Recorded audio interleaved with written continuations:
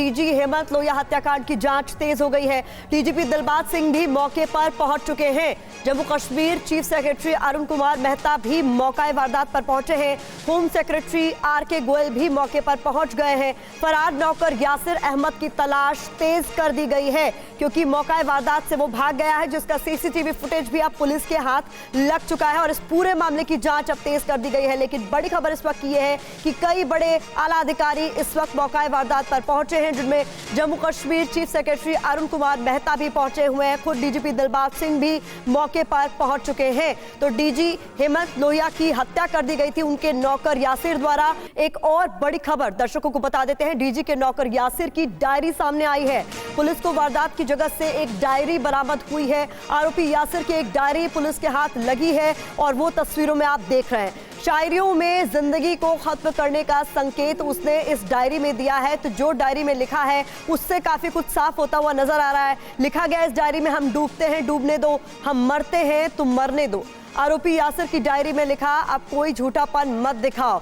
तो कुछ ऐसी बातें इस डायरी में लिखी गई है जिससे तार जोड़े जा रहे हैं डीजी हेमंत लोहिया की हत्या के, क्योंकि हत्या के बाद से ही नौकर यासिर फरार है।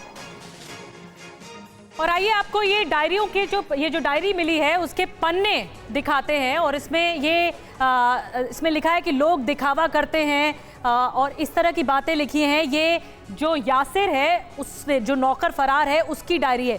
कैसे गुजरती है मेरी हर एक शाम तुम्हारे बगैर, अगर तुम देख लेते तो कभी तन्हा न छोड़ते मुझे। इस तरह की बातें लिखी हैं। जो फरार बताया जा रहा है नौकर, उसकी डायरी मिली है। और ये डायरी का जो पन्ना है, हम आपको बता रहे हैं कि हम डूबते हैं तो डूबने दो, हम मरते हैं तो मरने दो, पर ये इससे कोई फर्क नहीं पड़ता। कुछ इस तरह की बातें लिखी गई हैं। और ये देखिए एक और पन्ना है जिसे भुला देना मुझे, इस तरह की इमोशनल बातें लिखी गई हैं। लेकिन अब पुलिस जांच कर रही है कि क्या वाकई, क्योंकि जैसा कि अभी हमारे सहयोगी बता रहे थे कि कोई टेरर एंगल नहीं बताया जा रहा है, तो क्या नौकर ने साजिश रची और नौकर जो था वो किन किन लोगों से मिला हुआ था, क्या साजिश के तहत हत्या की गई। तो प्रतिभा, ये हम डायरी का पन्ना बता रहे हैं जिससे कई राज खुल सकते हैं और पुलिस तफ्तीश में कई सुराग हासिल कर सकती है। शुरुआती तौर पर जो बात हो रही थी, डीजीपी दिलबाग सिंह ने TV9 भारतवर्ष से खास बातचीत पे ये बात भी कही थी कि उसके दिमागी हालत कैसी थी, इस पर भी जांच का ये विषय है, उस पर भी बात की जाएगी, क्योंकि वो एक तरीके से पर्सनल टच उसका था हमेशा से, लेकिन वो एक तरीके से असाइंड नौकर नहीं था, जैसा कि शुरुआती जानकारी में मिला था। लेकिन अब ये जो डायरी सामने आई है, इसमें जिस तरीके की बातें लिखी गई है, उसके बाद उसके मेंटल स्टेटस पर सवाल जरूर उठता है, क्योंकि अलग अलग चीजें उसने लिखी और कई डिप्रेसिंग बातें भी एक तरीके से देखा जा सकता है। प्यार मोहब्बत की शेरो शायरी इसने लिखी है और कुछ इस तरीके की बातें हैं, जिसके बाद सवाल कई सारे उठ खड़े हुए हैं। अंकित भट्ट हमारे सहयोगी हमारे साथ एक बार फिर से जुड़ गए हैं। अंकित, ये जो डायरी बरामद हुई है उसे किस तरीके से जोड़ा जा रहा है इस पूरे हत्याकांड से? देखिए, जम्मू कश्मीर पुलिस के मुताबिक कई डॉक्यूमेंट जो है वो वहाँ पर मिले हुए थे। उसी में से ये जो डायरी है वो भी मिली है। पूरी जांच जो है वो की जारी है। वही जम्मू कश्मीर पुलिस के मुताबिक 6 महीने से यासिर जो है वहाँ पर काम कर रहा था और ये ऐसा लग रहा था कि ये डिप्रेशन में है। लेकिन लगातार यासिर जो मेन अक्यूज्ड है उसकी तलाश में लगातार पुलिस लगी हुई है। ये देखा जा रहा है कि कहाँ पर वो हो सकता है। सर्च जो है वो लगातार की जा रही है, अलग अलग टीमों का गठन किया गया है। लेकिन अंकित, ये बात क्लियर नहीं हुई है कि ये ऑफिशियली अपॉइंटेड था, ये नौकर हेमंत लोहिया के पास से कब से जुड़ा हुआ था, कुछ जानकारी मिल पाई? 6 महीने हो चुके थे इस व्यक्ति को, जो लोहिया को गिरफ्तारी कर रहा था। 6 महीनों से और अंकित, आपको रोकना चाहेंगे, पुलिस कुछ कह रही। खजूरिया जी, इनके घर में वो पिछले कुछ दिनों से रह रहे थे और रात को खाना खाने के बाद जब अपने बेडरूम में जाते हैं तो ये लड़का जो डोमेस्टिक सर्वेंट है, जो पिछले कुछ ऐसे काम करता था,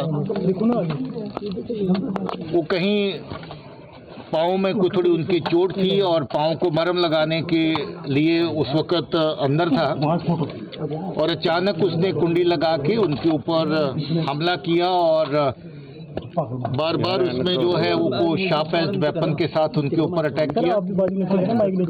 बाद में उनको आग लगाने की, किसी कपड़े को, तकिए को आग लगा के वो भी उनके ऊपर फेंका, शायद उनको सफोकेट करने के लिए। घर के लोगों ने बहुत कोशिश करी, दरवाजा अंदर से बंद था, इन्होंने बार बार उसको तोड़ करके अंदर जाने की कोशिश करी, मगर तब तक मुझे लगता है कि जख्मों की ताब न लाते हुए उनकी डेथ हो गई।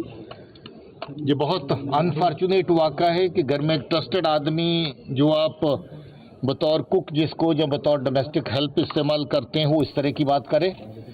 कुछ रेलेवेंट क्ल्यूज ऐसे मिले हैं जिससे लगता है कि उसका स्टेट ऑफ माइंड जो थोड़ा सा काफ़ी डिफरेंट था, और पुरानी उनकी हिस्ट्री में भी थोड़ा पता चल रहा है कि काफ़ी एग्रेसिव नेचर का वो आदमी था।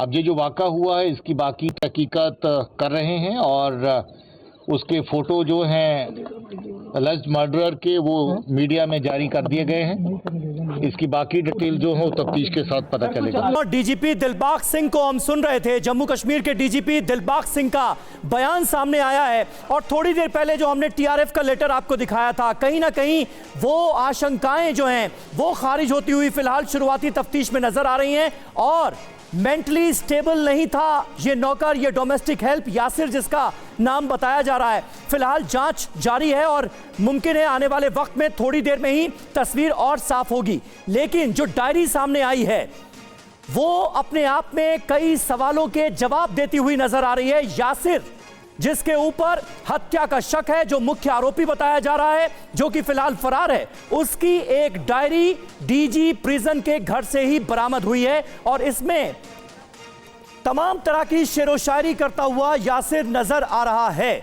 ऐ मेरे हम नशी चल कहीं और चल, इस चमन में हमारा गुजारा नहीं, इस तरह की बातें इस डायरी में यासिर ने लिखी हुई हैं।